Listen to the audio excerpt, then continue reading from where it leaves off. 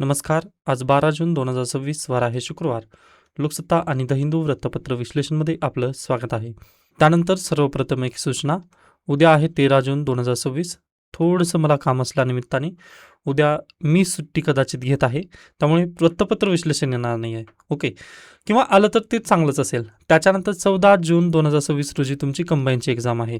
Okay, 14 जूनला मी upload करू शकतो व्हिडिओ, अन्यथा नाही. पण ठीक आहे, त्या दिवशी आपण ते पाहूयात. पण त्यानंतर 14 जून रोजी तुमची जर एक्झाम असेल तर त्या एक्झामसाठी तुम्हाला खूप खूप शुभेच्छा. अगदी चांगल्या पद्धतीने तुम्ही पेपर सॉल्व करा. तर चला आपल्या वृत्तपत्र विश्लेषणाला आपण सुरुवात करूयात. इराण उद्ध्वस्त करू, ट्रम्प यांच्या धमकीने शस्त्रविराम धोक्यात, इराणच्या तेलावरही डोळा. त्यामध्ये पहा, काल डोनाल्ड ट्रम्प यांनी किंवा अमेरिकेने इराणमधील जे स्ट्रेट ऑफ हॉर्मुझ आहे त्यामध्ये हल्ला केला. त्यातील जहाजामध्ये 3 भारतीयांचं काल तिथं निधन झालं. त्यानिमित्ताने भारत देशाने अगदीच अमेरिकेला जाब विचारला की बा तुम्ही असं का केलात. त्यावेळेस अमेरिकेनं म्हटलं की बाबा नाही, आम्हाला स्ट्रेट ऑफ हॉर्मुझ ओपन करायचं आहे, त्यानिमित्ताने आम्ही जहाजावरती हल्ला चढवला. पण अगदीच त्यामध्ये भारताचे 3 खलाशी निधन झालेले आहेत. मग त्याला भारत देशाने कंडेम तर केलेलंच आहे. ओके, व अगदी हे युद्ध जे आहे ते लवकरात लवकर संपावं यासाठी आपण नक्कीच प्रयत्नशील आहोत. पाहूयात अमेरिका याबद्दल काय निर्णय येईल. कारण पहा, अगदी हे अमेरिकेला पण माहिती आहे, अमेरिकेच्या नाकामध्ये दम करून ठेवलेला आहे सध्याला इराणने. ओके, आता पहा, या सिच्युएशनमधून बाहेर येण्यासाठी अमेरिकेला 2च पर्याय आहेत. एक तर पहा, पूर्ण इज्जत घालून ज्या पद्धतीने अफगाणिस्तान, त्यानंतर व्हिएतनाम, त्याच्यानंतर अगदीच पहा आणखीन सिरिया. ओके, प्रत्येक देशामधून ज्या पद्धतीने अमेरिका स्वतःला नाईलाजाने पळून गेल्यासारखं जी झालेली सिच्युएशन आहे, किंवा नाक थोडंसं खाली करूनच ज्या पद्धतीने अमेरिका याच्या पूर्वी पण गेलेला आहे, अगदी तसंच इथून पण त्याला निघून जावं लागेल, एक सिच्युएशन आहे. आणि आता पहा, इराण जोपर्यंत पूर्णतः घुटणे टेकत नाही तोपर्यंत इथं थांबून राहणं गरजेचं आहे. मग तोपर्यंत अमेरिकेची जी ड्रेन ऑफ वेल्थ आहे ना ती भरपूर होणार आहे. मग अगदी 2 सिच्युएशन आहेत व दोन्ही सिच्युएशनमध्ये पहा अमेरिकेचा लॉस नक्की आहे तिथे. मग यासाठी पाहता डोनाल्ड ट्रम्प यांना ते नाकीनऊ झालेलं आहे.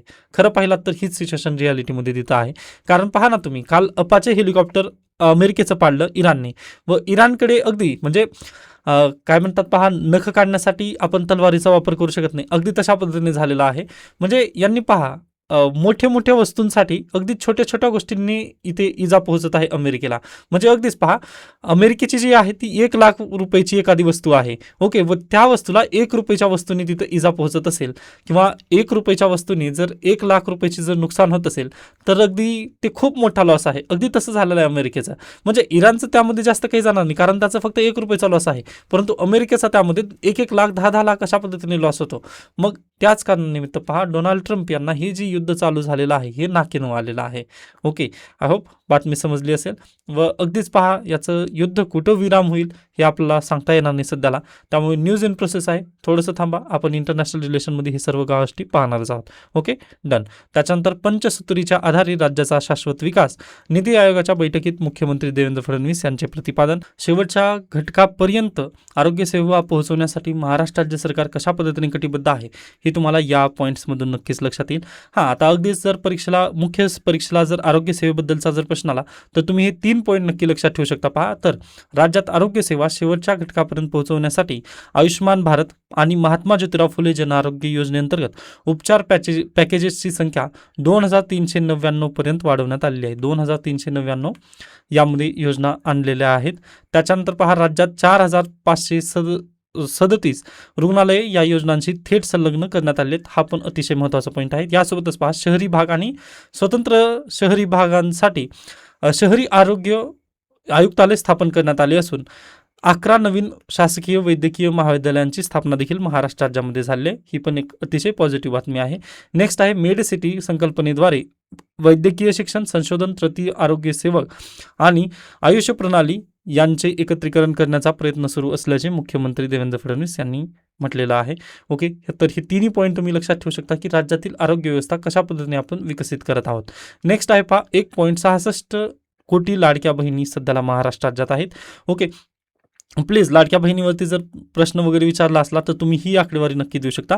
तर एकदा वाचून दाखवतो. महिला सक्षमीकरणाबाबत बोलताना उमेद अभियानांतर्गत राज्यात 50 लाख लखपती दिदी झाल्या असून ही संख्या 1 कोटी नेण्यापर्यंतचा उद्देश आहे. त्यानंतर बचत गटाच्या उत्पादनांसाठी 13 जिल्हास्तरीय उमेद मॉल उभारण्यात येत आहेत आणि लाडकी बहीण योजनेअंतर्गत सध्या 1.66 कोटी महिला लाभार्थी असून या योजनेमुळे महिलांचे आर्थिक स्वावलंबन, उद्योजकता आणि आरोग्य सुधारण्यास मदत झाल्याची माहिती देवेंद्र फडणवीस यांनी दिली. लाडकी बहीणबद्दलचा प्रश्न तुम्हाला दिला होता. बहुतांश विद्यार्थ्यांनी तो चांगल्या पद्धतीने लिहिलेला आहे. ओके, अगदी पहा, जरी तुम्हाला थोडंसं आज घडीला उत्तरलेखनमध्ये थोडंसं परेशानी येत असेल किंवा समस्या निर्माण होत असेल, पहा तुम्ही एकही आन्सर लिहिला तर काळजी नका करू. 1 ते 2 म्हणजे अगदी 10 ते 15 आन्सर तुम्ही लिहून पहा. पहिल्यांदा तुम्हाला क्वेश्चनची डिमांड वगैरे समजणार नाही, त्याच्यानंतर नक्कीच तुम्हाला पहा 16वा जो आन्सर असेल ना तो अगदी चांगल्या पद्धतीने असेल. म्हणजे एकदा जर क्वेश्चनची डिमांड समजली ना तुम्हाला फक्त लक्षात येतं की बा इथं काय लिहायचं आहे, प्रश्नाची मागणी काय. अगदी पहा, घाबरू नका. 1 ते 2 मार्क तर तुम्हाला असं पण मिळणारच आहेत, कारण हे जनरल स्टडीज आहे. हां, ऑप्शनल आणि एसएमध्ये थोडंसं वेगळ्या पद्धतीने तिथे अँगल ऑप्शनल एसएमध्ये नाही तर ऑप्शनलमध्ये वेगळ्या पद्धतीने अँगल बदलतो. परंतु जीएसमध्ये तर फक्त जनरल बाती करायचं असतं ना तुम्हाला. त्यामुळे निश्चिंत राहा, जास्त असं ते काही बर्डन वगैरे नका देऊ की बाबा मला काय येतं किंवा नाही, माझं सब्जेक्टच झालं नाही, माझं सिलेबसच झालं नाही, असं बिलकुल नाही करायचं. तुम्ही लिहायला बसा. 10 ते 15 आन्सर नक्कीच चुकतील तुमचे, म्हणजे तेवढे तर चुकणारच नाहीत. 5-6 मध्येच तुम्ही बरोबर तुम्हाला क्वेश्चनची डिमांड वगैरे लक्षात येईल पहा. पण अगदीच तुम्ही प्रयत्न करा. आज पण एक प्रश्न दिलेला आहे, त्या आर्टिकलबद्दल आपण पुढे पाहणारच आहोत. त्यानंतर पुढे चला, नेक्स्ट पहा, नागरी सेवा पूर्व परीक्षा प्रशिक्षणासाठी CET परीक्षा SISCचा टाइम टेबल प्रकाशित झालेला आहे. पहा, नावाची एक शैक्षणिक संस्था आहे व पहा यामधून SISCचं सक्सेस रेट अगदी चांगल्या पद्धतीने आहे. जसं तुम्ही विश्वास नागरी पाटील, त्यानंतर रमेश घोलप सर, हे सर्व पूर्वीचे IAS झालेत ना ते SISC मधूनच झालेले आहेत. त्यामुळे जर शक्य झालं तुम्हाला पण महाराष्ट्र शासनामार्फत UPSC आणि MPSCची तयारी करायची आहे, UPSCची खास करून जर तयारी करायची असेल तर तुम्ही SISCचा फॉर्म नक्की भरा. अर्ज करण्याची इथं मुदत दिलेली आहे पहा, 1 जून ते 30 जूनपर्यंत आहे. परीक्षा शुल्क 2 जुलैपर्यंत भरायचं आहे आणि प्रवेश परीक्षा जी असेल ती 2 ऑगस्ट रोजी आहे, म्हणजे बहुतांश वेळ आहे. व पहा, यांची प्रवेश परीक्षा अगदी UPSCच्या लेवलची असते. आय थिंक फक्त 50 प्रश्न असतात पण. ओके, व त्याच्यानंतर CSAT पण असतं. CSATला पण तुम्हाला क्वालिफाय करावं लागतं पहा, ज्यामुळे अगदीच इथे पण आणखीन एक टिप मी इथं देऊ शकतो की ही जी परीक्षा असेल यासाठी UPSCची तुम्ही PYQ एकदा प्लीज पाहून घ्या. त्याच बेसिसवर हे पेपर येतो. आता अगदीच 2026चा तर पेपर खूप क्लिष्ट होता UPSCचा, मी पाहिलेला आहे. परंतु 2025चं तुम्ही यासाठी संदर्भ नक्की घेऊ शकता. त्यानंतर स्टेट ऑफ हॉर्मोज वगैरे हे थोडंसं वाचून चला, कारण SISCला पण असे प्रश्न येतात. ओके, त्यामुळे नक्कीच ज्या विद्यार्थ्यांना शक्य आहे त्यांनी हा फॉर्म भरू शकता. हां, आता SISCमध्ये आय थिंक PITC पण आलेले आहेत. ओके, आपल्या राज्यातील PITC जे आहेत ना त्यांची पण या अंतर्गतच परीक्षा होणार आहे. ओके, विविध आहेत. आय थिंक कोल्हापूरला आहे, छत्रपती संभाजीनगरला आहे, त्यानंतर पुणे येथे. ओके, ह्या सर्व PITCची पण एक्झाम इथूनच होणार आहे. त्यामुळे नक्कीच फॉर्म भरा. शक्य झालं तर तुम्ही राज्य शासनाच्या मदतीने तुम्ही UPSCची तयारी करू शकता. ओके, त्यानंतर देश विदेश पेज, भारतीय नाविकांचा मृत्यू, जहाजावरील हल्ल्याबाबत अमेरिकेकडे नाराजी आपण व्यक्त केली, त्यानिमित्ताने ही बातमी. पण आता ही बातमी आपण स्किप करूया. नेक्स्ट आहे, जागतिक अस्थिरतेमध्येही भारत प्रगतीपथावर, नरेंद्र मोदी, नीती आयोगाच्या बैठकीत पंतप्रधानांकडून विश्वास व्यक्त. आता अगदीच काल नीती आयोगाची बैठक झाली, त्यानिमित्ताने पण यामधून महत्त्वाचं आपल्यासाठी गरजेचं आलं नाही न्यूज, त्यामुळे स्किप करून पुढे चला. 1-2 दिवसात पहा, त्याबद्दल पण आर्टिकल वगैरे येतील, त्यावेळेला आपण नक्कीच हे अभ्यासणार आहोत. त्यानंतर पुढे, मुख्यमंत्री पशुधन उद्योजकता योजना कागदावरच. पहा, यावर्षीच्या बजेटमध्ये घोषणा करण्यात आली, परंतु ती योजना अद्याप चालू झालेली नाही आहे व आणखीन 1 ते 1.5 महिना त्या योजनेसाठी लागेल असा अंदाज आहे. पण या योजनेद्वारे काय आहे नेमकं हे थोडक्यात आपण पाहूयात. बॅकवर्ड लिंकेजेसनुसार येऊ शकेल परीक्षेला. योजनेद्वारे दुधाळ गाई, म्हशी, अंडी देणारे आणि मांसल, कुक्कुट, शेळी, मेंढी, मुरघास प्रकल्प, कृत्रिम रेतन, पशुधन विकासात कृत्रिम बुद्धिमत्तेचा वापर, व्याज सवलत योजना आदींसाठी पशुधन विभागाने 2,400 कोटी रुपयांचा निधीची मागणी पुरवणी या मागण्याद्वारे केली होती व या योजनेद्वारे पहा जे पशुधन आहे त्यांना मदत केली जाणार आहे. एवढंच ह्या योजनेचं उद्दिष्ट आहे. ओके, परीक्षेला आता हा प्रश्न येऊ शकणार नाही, पहा सध्याला तरी येणार नाही, म्हणजे या कंबाईनला वगैरे काय येणार नाही. तर उद्योजकता जी योजना आहे किंवा पशुधन जी योजना आहे ना ती अद्याप कागदावरच आहे. त्याचं जे पोर्टल आहे ते विकसितच झालेलं नाही आहे. त्यामुळे स्लिप लूज नका करू. बॅकवर्ड लिंकेजेस आहे, पण ज्यावेळेस ही योजना वगैरे परत एकदा चालू होईल ना त्यावेळेस आपण याला नक्की पाहूयात. पण फक्त अशा पद्धतीने काहीतरी योजना आलेली होती, हे तुम्ही पॉईंट लक्षात ठेवा. ओके, त्याच्यानंतर पहा आर्टिकल. आज तर म्हणजे आहेत, म्हणजे एकदम चिल आहे, कारण पहा आज संपादकीय वगैरे काही कामाचं नाही आहे. ओके, 12 जून खत खदाडीचा खतरा, स्किप करू शकता आर्टिकल. त्यानंतर नेक्स्ट आर्टिकल आहे हवीच कशाला विधान परिषद. आता पहा, हवीच कशाला विधान परिषद हा आर्टिकलचं टायटल अतिशय महत्त्वाचं आहे, परंतु तुम्ही जर ह्या आर्टिकलला मध्ये जर गेलात ना तर काही कामाचं नाही आहे. त्यामुळे हा आर्टिकल प्लीज स्किप करा. आता मी सांगतोय ना ते पॉईंट तुम्ही प्लीज लक्षात ठेवा. तर पहा, आपला मी परीक्षेला एक प्रश्न पण सरावासाठी एक प्रश्न पण दिलेला आहे. आपल्या टेलिग्राम चॅनलवरती तुम्ही पाहू शकता की लोकशाहीसाठी विधान परिषद गरजेचीच आहे का, किंवा फक्त हे वेळ खाऊ किंवा पैसे खाऊ आहे विधान परिषद, म्हणजे फक्त अर्थव्यवस्थेवरती भार आहे, अशा पद्धतीने मी तो प्रश्न दिला आहे. शक्य झालं तर तुम्ही मी जे पॉईंट विश्लेषण करतोय त्या बेसिसवर तुम्ही लिहण्याचा प्रयत्न करू शकता. ओके, तर पहा, आता पॉझिटिव्ह मुद्दे मी घेण्याचा प्रयत्न करेन. तर पहा, अगदी राज्यसभा ज्या पद्धतीने असते अगदी तशाच पद्धतीने विधान परिषद असते. पहा, तर राज्यसभेचं काम काय आहे, तर लोकसभेने जे घाईघाईमध्ये निर्णय घेतले ना त्याला परत एकदा रिव्ह्यू करण्याचं काम राज्यसभा करते. अगदी तशाच पद्धतीने विधान परिषदेचं पण काम आहे की विधानसभा घाईघाईमध्ये जर एखादा निर्णय घेतला किंवा घाईघाईमध्ये जर एखादा कायदा केला तर त्या कायद्यांना लगाम लावण्याचं काम कोण करतं, तर विधान परिषद करतं. बरोबर आहे. घाईघाईचे कायदे होऊ नये यासाठी इथे आपण विधान परिषदेची निर्मिती गरजेची आहे. त्यानंतर पहा, जे तज्ज्ञ व्यक्ती आहेत, आता राज्यसभेमध्ये पण अगदी तसंच राज्यसभा आणि विधान परिषद एकाच पॉईंटला तुम्ही पाहू शकता इथे. ओके, त्याच्यानंतर पहा, जे तज्ज्ञ व्यक्ती असतात, आता अगदीच पहा एखादा शिक्षक आहे, किंवा तुम्ही बेस्ट उदाहरण घेऊ शकता माजी पंतप्रधान डॉक्टर मनमोहन सिंग यांचं. Okay, doctor Manmohan Singh election लढून जिंकून येऊ शकले असते का, कारण पहा त्यांच्याकडे भाषणाचे म्हणजे तेवढ्या ज्या पद्धतीने नेत्याला भाषणाचं कौशल्य गरजेचं असतं, जसं की नरेंद्र मोदी यांच्याकडे भाषणाचं कौशल्य आहे. ओके, अगदी तशाच पद्धतीने जे कौशल्य गरजेचं होतं डॉक्टर मनमोहन सिंग यांच्याकडे होतं का, तर बिलकुल नव्हतं. पहा, हां नक्कीच ते इंटेलेक्च्युअल होते, परंतु पहा जे जनतेची नाळ आहे किंवा जनतेमध्ये जाऊन डायरेक्टली भाषण त्या पद्धतीने ते त्यांच्याकडे तेवढंसं नव्हतं. मग जो इंटेलेक्च्युअल पर्सन असतो, आता सचिन तेंडुलकर यांच्याकडे ते कसं आहे का, त्यांना जर आपण म्हटलं की निवडणुका लढून तुम्ही जिंकून दाखवा तर ते होऊ शकणार नाही. मग याच बेसिसवर पहा, आता इथे काय होणार आहे, तर तज्ज्ञ जे असतील त्यांना आपण डायरेक्टली निवडणुकीमधून जिंकून आणू शकत नाही. मग त्यांना आपण काय करू शकतो, पहा ते आपल्या कायदेमंडळामध्ये तर गरजेचे आहेत. मग यासाठी आपण काय करतो, विधान परिषदेत किंवा राज्यसभेमध्ये त्यांना आपण डायरेक्टली निवडून आणू शकतो. मग यासाठी विधान परिषद आणि राज्यसभा हे असणं गरजेचं आहे. बरोबर. त्याच्यानंतर पहा, विविध घटकांचे प्रतिनिधित्व. आता हे राज्यसभेसाठी नाही, परंतु विधान परिषदेसाठी तर नक्की आहे ना.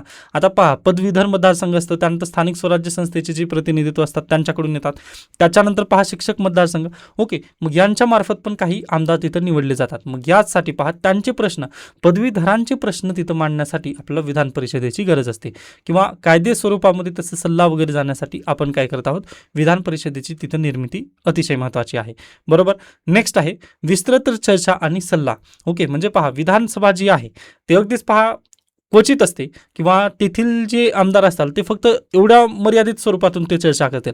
पण आपण जर विधान परिषद पण तिथं ठेवली ना तर ते आणखीन ब्रॉडरित्या चर्चा केली जाऊ शकते. म्हणजे इथं पहा 50% इथं चर्चा केली जाईल व इथं 50%, 50 आणि 50 प्लस 100 झालं ना, मग त्यामुळे 100% तिथे चर्चा जास्त पद्धतीने विस्तृतरित्या चर्चा करण्यासाठी आपल्या विधान परिषदेची आवश्यकता आहे, असं तुम्ही तिथं मुद्दा मांडू शकता.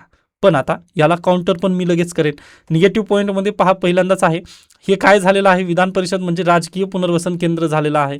जसं तुम्ही भरपूर जागी पाहिला असाल, जसं की राज्यसभेमध्ये पण तेच आहे पहा, व विधान परिषदेमध्ये पण तेच झालेलं आहे. जर एखाद्या व्यक्तीने लोकसभा आणि विधान परिषदेची जी निवडणूक हारली तर त्या व्यक्तीला परत एकदा आमदार किंवा खासदार बनवण्यासाठी आपण काय करत आहोत, तर राजकीय पुनर्वसन केंद्र म्हणजे तो निवडून जिंकून आला नाही ना तर त्याला आपण काय करत आहोत, विधान परिषदेची सीट तिथं ऑफर केली जात आहे. मग हे एक चुकत आहे. त्याच्यानंतर पहा, आर्थिकदृष्ट्या खर्च म्हणजे एका आमदारावरती किंवा एका खासदारावरती जो खर्च केला जात आहे ना तो ऑलरेडी भूर्दंड आहे आपल्या अर्थव्यवस्थेवरती. मग त्यामध्ये आपण आणखीन विधान परिषद निर्माण करून काय करत आहे, पहा आणखीन तिथं भूर्दंड आपल्यावरती येत आहे. ओके, मग आर्थिक भूर्दंड वाढत आहे असं तुम्ही म्हणू शकता. त्याच्यानंतर पहा, मर्यादित अधिकार. आता जरी तुम्ही म्हटलात राज्यसभा आणि विधान परिषद हे अतिशय बेस्ट आहे, हा आपल्यासाठी हवंच हवं असं जर तुम्ही जरी म्हटलात तरी मला सांगा, तुम्ही जे बजेट असणार आहे किंवा जे मनी बिल आहे त्यामध्ये चर्चा करण्यासाठी किती दिवसांचा कालावधी, फक्त 14 दिवस आहे. जर 14 दिवसामध्ये तुम्ही त्या बजेटला किंवा जे बिल आहे त्याला जर तुम्ही पारित नाही केला राज्यसभेने किंवा विधान परिषदेने तर ते बिल कोलॅप्स होतं. ओके, म्हणजे तुम्ही दिलात कोलॅप्स म्हणता येणार नाही, तर राज्यसभेची तिथं पॉवर संपते 14 दिवसाच्या नंतर. काहीच तिथं फक्त तुम्ही तिथं सल्ला देऊ शकता. ओके, मनी बिलवरती फक्त सल्ला देण्याचं काम आहे तुमचं, त्यामध्ये अमेंडमेंट वगैरे तुम्ही सुचवू शकत नाही. सुचवू शकता परंतु अमेंडमेंट तुम्ही करू शकत नाही. बरोबर आहे. म्हणजे अतिशय मर्यादित त्यांच्याकडे पॉवर आहे. मग पॉवरच मर्यादित असताना तुम्ही तयारी तरी का ठेवलात? ओके, कारण हे होणारच नाही तर म्हणजे गरजेचं नाही आहे ना विधान परिषद, फक्त आर्थिक भुजदंड इथं येत आहे. ओके, मग हा एक निगेटिव्ह पॉईंट इथं झाला. त्यासोबतच विधान परिषद, प्रत्येक विधान परिषदेला ना इथे विधानसभेने एखादा जर कायदा पारित केला तर त्यांच्यासाठी फक्त 4 महिन्याचाच कालावधी तिथं देण्यात आलेला आहे.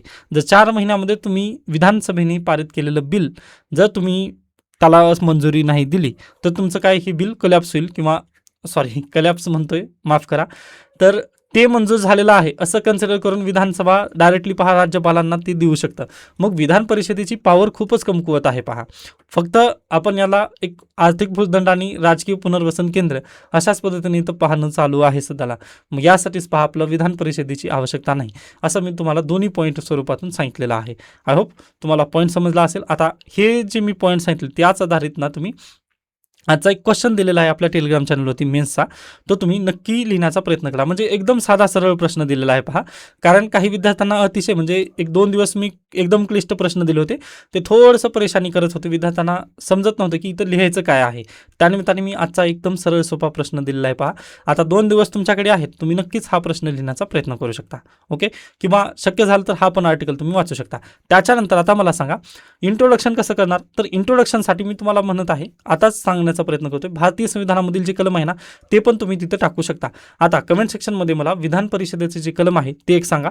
त्याच्यानंतर आज घडीला आपल्या देशामध्ये किती राज्यांना विधान परिषद आहे ते पण तुम्हाला कमेंट सेक्शनमध्ये मला त्याचं उत्तर तुम्ही द्यायचं आहे. ओके, किती राज्यांना विधान परिषद आज घडीला आहे. ओके, हे 2 प्रश्न तुमच्यासमोर आहेत, त्याचं उत्तर तुम्ही नक्की कमेंट सेक्शनमध्ये द्या. उर्वरित जो प्रश्न तुम्हाला टेलिग्रामवरती दिलेला आहे त्याचं उत्तर लिहून मला तुम्ही सेंड करू शकता. Okay, done. व टेलिग्रामवरतीच PDF सेंड करायची आहे, हे पण विसरू नका. डन. त्याच्यानंतर भूदान चळवळीविषयी प्रशासकीय संवेदनशीलता केव्हा येणार. आता अगदीच भूदान मुवमेंट तुम्हाला माहिती असेल, भारत देश आपला 1947ला स्वतंत्र झाला. स्वतंत्र देश झाल्यानंतर अगदी एकीकडे एकदम श्रीमंत जमीनदार होते तर दुसरीकडे एकदम गरीब शेतकरी होते व त्यामधूनच उदयास आलेली नक्षलवादी मुवमेंट. ओके, त्याबद्दल आपण याच्यापूर्वी डिस्कस केलेलं आहे, पण आता वापस या भूदान मुवमेंटबद्दल थोडक्यात मला माहिती द्यायची आहे. तर एकदम श्रीमंत जमीनदार होते ज्यांच्याकडे 100, 200, 500 एकर जमिनी होत्या व एकीकडे 0 एकर म्हणजे त्यांच्या नावावर जमीनच नाही किंवा त्यांच्याकडे काही अधिकारच नव्हते, असे पण काही आपल्याकडे शेतकरी किंवा मजूर आपल्या देशात होते. मग ज्यावेळेस भारत देश स्वतंत्र झाला ना तर ही श्रीमंत आणि गरिबांमधील जी दरी आहे ती दरी कमी करण्यासाठी भारत सरकारने काही कायदे केले. त्यासोबतच लँड रिफॉर्म आणण्याचा प्रयत्न जवाहरलाल नेहरू यांच्या सरकारने, त्यासोबतच विविध राज्य सरकारने किंवा प्रोव्हिन्शियल गव्हर्नमेंटनी तशा पद्धतीने कायदे करण्याचा प्रयत्न केला. त्यामधूनच पुन्हा केशवानंद भारती खटला उभा राहिलेला होता. ओके, कारण आपल्या देशामध्ये लँडला अगदी त्या पद्धतीने पाहिलं जातं किंवा अगदी थोडीशी जमिनीवरून पण आपल्या देशामध्ये नक्कीच वाद होतात. तुम्ही आता जर ग्रामीण भागातून येतात तर नक्कीच तुम्ही एका धुऱ्यावरून आपल्याकडे कशा पद्धतीने भांडण पेटतं हे तुम्हाला नक्की माहिती असेल. बरोबर आहे. अगदी तशाच पद्धतीने आपल्या देशामध्ये जेव्हा भारत देश स्वतंत्र झाला होता त्यावेळेस काही जे जमीनदार आहेत त्यांच्याकडे भरपूर शेत जमीन होती, पण काही जे मजूर आहेत त्यांच्याकडे एक पण म्हणजे थोडी पण जमीन नव्हती. मग या मजुरांना किंवा अगदीच हे जे श्रीमंत आणि गरीब या दोघांमधील जी दरी आहे ती निवळण्यासाठी व प्रत्येकाला थोडी तरी जमीन आपल्या देशामध्ये असावी यासाठी भारत सरकारने विविध प्रयत्न केले, ज्यामध्ये येतात लँड रिफॉर्म. मग लँड रिफॉर्मने पण जमीन तिथे जे गरीब आहेत त्यांना ती जमीन प्राप्त झाली नव्हती. मग त्यावेळेस आचार्य विनोबा भावे यांनी 1951 मध्ये भूदान मुवमेंट चालू केली व संपूर्ण देशभरातून जेवढ्या जमिनी राज्य सरकार किंवा केंद्र सरकारने जमा केल्या नव्हत्या ना तेवढ्यापेक्षा जास्त जमिनी भूदान मुवमेंटमधून आचार्य विनोबा भावे यांना प्राप्त झाल्या होत्या. त्यामुळे हे खूप सक्सेस आहे आपल्या देशामध्ये भूदान मुवमेंटचं खूप यशस्वी झालेली ही मुवमेंट आहे भूदान मुवमेंट. ओके, आता अगदी यामध्ये पण त्यांनी प्रश्न चांगला आहे परंतु यामध्ये जे कंटेंट आहेत ना ते योग्य पद्धतीने दिलेलं नाही लेखकांनी. ओके, पण आपले UPSC आणि MPSC साठी महत्त्वाचं काय आहे तर नक्कीच ही भूदान मुवमेंट महत्त्वाची आहे. मग आचार्य विनोबा भावे यांनी अगदीच पोचमपल्ली येथील एका जमीनदाराने ना डायरेक्टली आचार्य विनोबा भावे यांच्या एका शब्दावरून 100 एकर जमीन डायरेक्टली दान केली होती. पण जर हेच केंद्र सरकारने वगैरे सांगितलं असतं तर कोणीही दान केलं नसतं. मग अगदी मला सांगायचा उद्देश हाच आहे की नेता कसा असतो किंवा जे लीडर असतात ते आपली पूर्वीची जी नेते मंडळी होती ती कशा पद्धतीने कार्य करत होती हे या गोष्टीमधून नक्कीच लक्षात येतं. आता हा पॉईंट तुम्ही परीक्षेमध्ये लिहू शकणार नाही की आचार्य विनोबा भावे कशा पद्धतीने काम करायचे होते किंवा जवाहरलाल नेहरू कसे होते, महात्मा गांधी कसे होते, ते जनतेशी कसे जोडलेले होते हे आपण लिहू शकणार नाही. परंतु महत्त्वाचं यामध्ये हेच आहे की पहा, आपल्या देशाला तेवत ठेवण्यामध्ये किंवा आपल्या देशाला आज जिथपर्यंत भारत आलेला आहे ते उभा करण्यामध्ये या नेत्यांचा खूप महत्त्वाचा रोल आहे. ओके, युनाइट इंडिया करण्यामध्ये पण यांचा महत्त्वपूर्ण रोल आहे. ओके, आय होप सर्व पॉईंट्स तुम्हाला नक्कीच लक्षात आले असतील. नक्कीच ज्यावेळेस आपण इतिहास वगैरे चर्चा करू त्यावेळेस मी भूदान मुवमेंटबद्दल बोलेन, पण आता सध्याला पहा फक्त भूदान मुवमेंटची एक पार्श्वभूमी आली, त्यानिमित्ताने सांगितलं. 1951 आचार्य विनोबा भावे यांनी भूदान मुवमेंट चालू केली आहे. हा पॉईंट लक्षात ठेवा, UPSCने याच्यावरती PYQ मध्ये प्रश्न आलेले आहेत. Okay, done. त्याच्यानंतर पुढे चला. नेक्स्ट पहा, एक रुद्रम बद्दल एक आहे. रुद्रम 2 क्षेपणास्त्राची यशस्वी चाचणी. ओके, मग आता रुद्रम 2 हे जे क्षेपणास्त्र आहे ते कोणी बनवलेलं आहे, तर DRDO मार्फत बनवण्यात आलेलं आहे. DRDO मार्फत रुद्रम 2 हे क्षेपणास्त्र बनवलं गेलं आहे. व याची स्पीड जर पाहिलात ना तुम्ही, तर मॅक 5ची स्पीड आहे, म्हणजे ध्वनीच्या 5 पट वेगाने हे पुढे जातं. म्हणजे पहिल्यांदा हे पुढे जातं, मग त्याचा मागून आवाज येतो, व पहा ध्वनीच्या 5 पट म्हणजे 5x5 या स्पीडने हे जातं. म्हणजे अगदीच पहा, हे पुढे गेल्यानंतर मागे आवाज येतो, ते पण 5 पटीने. ओके, तर अशा पद्धतीने आपण ही स्पीड अचीव केलेली आहे. त्याच्यानंतर पहा, याच्यामध्ये मेमरी बेस्ड हे यंत्रणा आहे. कारण आता अगदीच पहा, हे पुढे पहा अशा पद्धतीने काय म्हणूयात, हे अशा पद्धतीने दुसऱ्या किंवा एनिमी देशाचं हे विमान आहे. ओके, मला हे ड्रॉइंग काढता आले नाही, परंतु तुम्ही लक्षात घ्या की पहा, हे काय आहे, विमान आहे, विमान. ओके, यावरती नाव दिलेलं आहे, हे विमान आहे. पहा, हे आपल्या देशामध्ये आलेलं आहे किंवा हे बाउंड्री क्रॉस करून आपल्या देशामध्ये आलं आहे. मग याला जर हे शत्रू देशाच्या विमानाला जर मला टॅकल करायचं असेल, मग मी काय केलं, पहा, हे जे रुद्रम 2 आहे हे क्षेपणास्त्र मी इथं सोडलेलं आहे. बरोबर, मग हे क्षेपणास्त्र सोडलं की मग लगेच ह्या विमानमधील जे बसणारं जो वैमानिक आहे त्याला लक्षात आलं की बा आपल्या मागं कोणीतरी किंवा भारत देशाने आपल्या मागं रुद्रम हे क्षेपणास्त्र सोडलेलं आहे. मग हा व्यक्ती काय करेल, या विमानामधील जो बसलेला वैमानिक आहे तो काय करेल, रडार त्याचं बंद करेल.